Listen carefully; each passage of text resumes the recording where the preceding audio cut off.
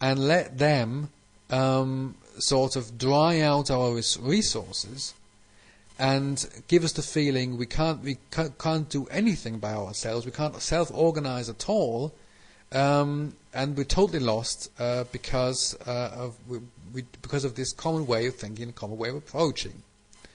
So, so that's why I insist in putting force into democracy in companies. That means develop the individual as an individual. Help people to learn free thinking, to learn the ability to see the world as it is, and to express the experience they make in a group and make in the society and in the society structures. Because that's the only base for real true freedom and for the ability of quality in the production. You see, because we block down the free thinkers, production is also being blocked down because there's no new things and new ideas produced anymore.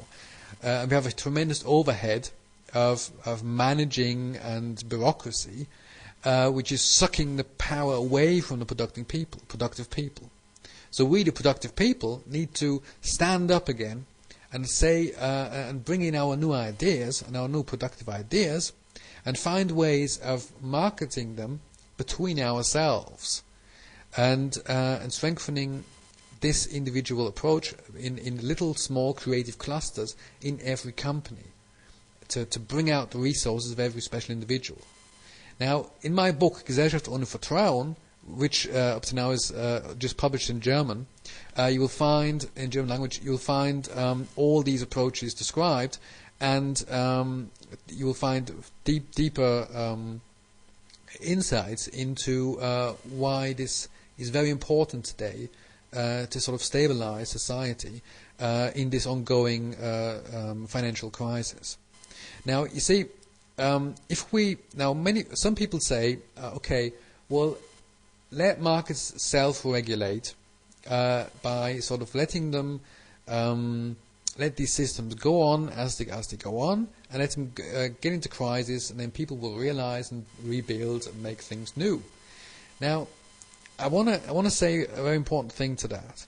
I want to bring into your mind that the more we get that if you see what I've just described, the way the mind works, sort of buying into a common way of thinking, and this produces egoistic way of acting, and at the end criminal way of acting, then you instead of sort of individualistic way of thinking and open-hearted and sort of acting for society or for the group or for the needs in front of you, which the basic needs, then you see that when a crisis, the further the crisis goes, the more fear appears in society, which means that people will less and less and less want to invest into their own self-development in an individualistic way.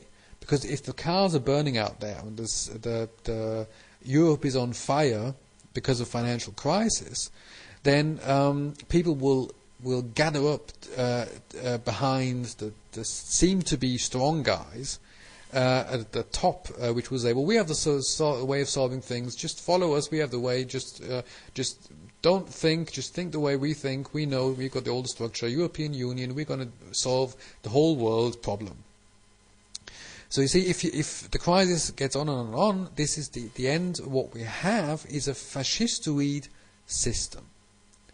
Now, the critical or the thing to be aware of is that that these things speed up tremendously to this end. You see, as long as you're in the surviving mode, sitting in your company, and things seem to be working well. Okay, you get your money every month, and you sort of sit in like a secure bubble. You do get the feeling that everything's okay, everything's going fine. There's still programs on television. I still get food in the supermarket. It's all wonderful. It's dreamland. Now, this works.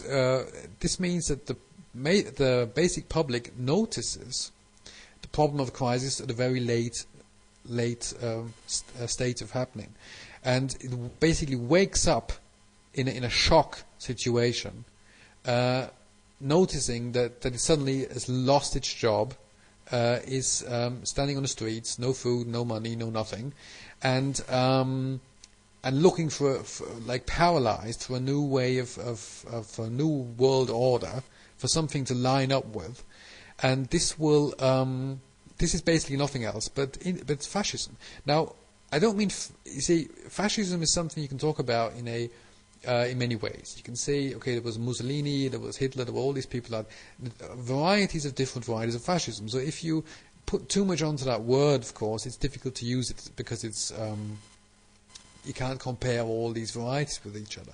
What you can compare, though, is the suppression or the pressure put onto the individual way of thinking. As soon as the individual way of thinking is put pressure on, what you see is sort of a roundup of fascistoid structures. And this, at the end, lead to varieties of fascism, depending on the times you live in, of course, and the structures you live in, the society you live in. It doesn't always have the same face, it doesn't always look the same.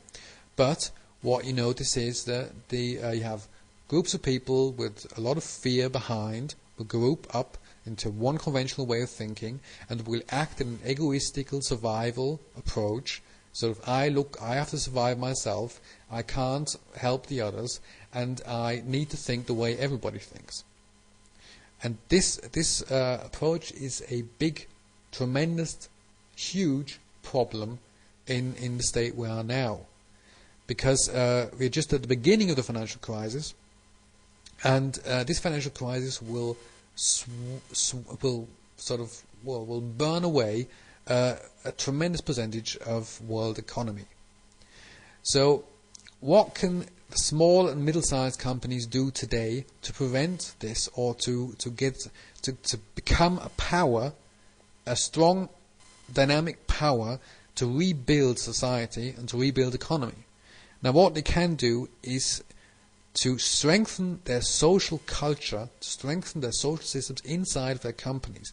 That means to treat their employees like humans, and to group and to become creative clusters. Creative clusters, that means that you try to develop humans, you help the others to find out who they are, what they can do, what their talents are, what their resources are. You see the human in his holistic way. You see